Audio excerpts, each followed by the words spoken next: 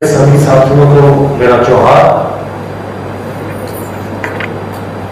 देखिए, ये प्रेस वार्ता इस सरकार के द्वारा किए जा रहे विपक्षी दलों, खास करके भाजपा के कार्यकर्ताओं, भाजपा के वरिष्ठ कार्यकर्ताओं का, वरिष्ठ नेताओं के खिलाफ जो दमन चक्र चला रही है सरकार, ये बिल्कुल इनटॉलरेंट सरकार हो गई है। और पुलिस जो है वो जनरल डायर की पुलिस की तरह काम कर रही है, यानी जो मर्जी आता है वो करती है, या अपने हुक्मरानों की सैल्यूट बजाने के लिए, हुक्मरानों के हुक्म की तामील करने के लिए वो लगातार इस तरह के कार्य करती है जो कानून सम्मत भी नहीं है। अब मैं आपको बताता हूं, आज सुबह 5 बजे जब पूरे तरीके से सूर्योदय भी नहीं हुआ था, हमारे जामताड़ा के जिला अध्यक्ष सुमित शरण जी के घर में डीएसपी के साथ 4 जो है थानों के पुलिस ने धावा बोला। बहुत ही गंभीर मुद्दा था और जिला अध्यक्ष के घर को इस तरीके से घेर लिया गया जैसे कि किसी आतंकवादी के यहां रेड हो रहा हो, और पूरे घर के सदस्यों को बहुत ही खराब तरीके से बिहेव किया गया। पुलिस के अधिकारी थे, महिला पुरुष पुलिस अगर थी तो वो सामने कहीं दिख नहीं रही थी, संभवतः वो जीप में बैठी हुई थी।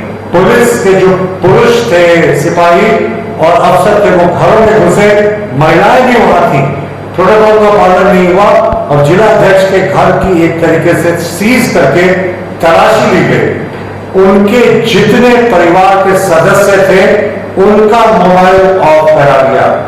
तो कहीं ना कहीं ये जो पुलिस का दमन चक्र है, ये सारे नियम कानून विरोध है। हम इसका कड़ा प्रतिकार करते हैं। इसके पूर्व भी फर्जी एफआईआर हुआ था भारतीय जनता पार्टी के जामताड़ा जिले के 8 प्रमुख नेताओं पर, उसके खिलाफ भी हमने प्रदर्शन किया था, पुतला फूका था। और इस पूरे मामले की मैं पृष्ठभूमि आपको बताता हूं कि जामताड़ा सदर अस्पताल में एक महिला थी, गरीब परिवार से आती थी, रीना देवी, और उनके गर्भवती बच्चे की प्रसव के दौरान मौत हो गई। उस समय उनके परिजनों ने डॉक्टरों पर लापरवाही का आरोप लगाया था। भारतीय जनता पार्टी के माननीय प्रदेश अध्यक्ष आदित्य साहू जी के निर्देश पर कमेटी गठित हुई। माननीय जो हमारे महामंत्री हैं अमर बाबू जी के नेतृत्व में कमेटी गई। कमेटी ने जांच रिपोर्ट भी सौंपी, सभी पक्षों से बातचीत की। हमारे जो प्रदेश के उपाध्यक्ष पूर्व सांसद सुनील सोरेन जी हैं, उनके नेतृत्व में भी जामताड़ा एसपी से मिलकर इस एफआईआर को उठाने की मांग की गई थी। देखिए, स्पष्ट मानना है कि उस दिन जो मौत हुई उसके बाद कुछ लोगों ने परिसर में तोड़फोड़ की। भारतीय जनता पार्टी के नेता कार्यकर्ता इस मुद्दे पर बहुत मुखर थे और पुलिस को बैकफुट पे आना पड़ा, एडमिनिस्ट्रेशन को बैकफुट पर आना पड़ा। ये माननीय स्वास्थ्य मंत्री जी का गृह जिला है। स्वास्थ्य मंत्री जी को बताना चाहिए कि स्वास्थ्य विभाग ने अगर प्रगति की है उनके कार्यकाल में, तो ये प्रगति दिखती क्यों नहीं है। देखिए, लोग जो गरीब लोग हैं उनका आज भी सबसे बड़ा राहत देने का अगर कोई सिस्टम है तो वो सरकारी अस्पताल है। लेकिन जो स्वास्थ्य मंत्री है वो बदले की भावना से वो पूरे तरीके से ग्रसित रहते हैं। भाजपा का फोबिया है उनको, सपने में भी उनको भारतीय जनता पार्टी नजर आती है। बांग्लादेश, रोहिंग्या और मुस्लिम घुसपैठियों के पक्ष में वो जितना बोलते हैं, वो झारखंड के मरीजों के पक्ष में कभी नहीं बोलते। तुष्टिकरण का जीता जागता उदाहरण है इरफान अंसारी, और ये सारे पुलिस की दमनकारी जो कार्रवाई है ये मुख्यमंत्री कार्यालय और इरफान अंसारी के इंटरवेंशन पे हुई है। ये हम इसकी बहुत निंदा करते हैं। हमारे माननीय प्रदेश अध्यक्ष आदित्य साहू जी लगातार इस मुद्दे पर नजर बनाकर बैठे हैं, बहुत ही दुर्भाग्यपूर्ण है। देखिए, बीजेपी नेताओं पर जब एफआईआर हुआ तो हम लोगों ने इस एफआईआर के खिलाफ विरोध प्रदर्शन किया, प्रशासन का पुतला फूका और कमेटी की मैंने आपको चर्चा कर दी। सिर्फ सुमित शरण जी जो हमारे जामताड़ा के जिला अध्यक्ष हैं, उनके खिलाफ में कार्रवाई नहीं हुई है, बल्कि 8 नेताओं पर एफआईआर हुआ। हमारे महामंत्री कमलेश मंडल जी, गुलाम सिंह जी, प्रदीप रावत जी, बच्चू साहू जी, आकाश साहू जी, तमाम सारे निर्दोष लोग हैं।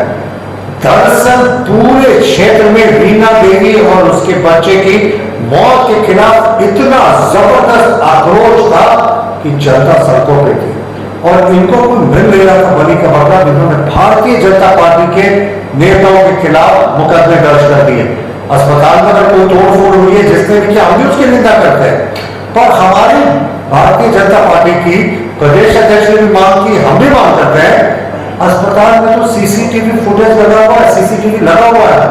सीसीटीवी फुटेज को जारी करे राज्य सरकार, जो स्वास्थ्य मंत्री इरफान अंसारी वो जारी करे और बताए कि कहां भारतीय जनता पार्टी के नेता जो है वो कहीं तोड़फोड़ करते दिख रहे हैं। चैलेंज है हमारा आपके माध्यम से, वो दिखाए कि कहां हम लोगों ने तोड़फोड़ की है। दूसरी बात कि इससे पहले एक जनरेटर में आग देने की घटनाएं हुई थी, कोई इरफान अंसारी की समूह से, उसी ग्रुप से आने वाले कोई लोग थे जिनको वो जानते भी थे, पूरे मामले को रफा दफा कर दिया गया, जबकि सीसीटीवी फुटेज पे यही कह रहे। तो ये कैसी दोहरी राजनीति, सरकार की बर्बरता चरम पर उन्हें लगता है कि वो जनरल डायर की पुलिस को यूज करके, उसी तरीके से यूज करके हमें राष्ट्रवादी कार्यकर्ताओं को डरा देंगे। तो ये इनकी गलती है साहब। 1984 में जब हमारे 2 सांसद थे, तब तो हमारे जो हिम्मत थे और हमारे जो जज्बे थे उसमें कोई कमी नहीं है। तो इनको क्या लगता है तीसरी बार केंद्र में सत्ता में है, विश्व की सबसे बड़ी पार्टी, क्या हमारे जज्बे में कोई कमी आने वाली है? कोई कमी नहीं आने वाली है। कितना भी जुल्म ये सरकार कर ले, उसको समझना चाहिए कि सरकारें आती जाती है। अधिकारियों को भी हम कहते हैं साहब आप नियम सम्मत कार्रवाई करें, हम स्वागत करेंगे, हमें कोई जरूरत नहीं, आप करें नियम सम्मत, लेकिन राज्य सरकार का टूल किट बनकर काम करेंगे ना साहब। सारे अधिकारियों को आग्रह करते हैं, सरकारें आती जाती रहती हैं, आज उनकी बारी है तो कल हमारी भी आएगी।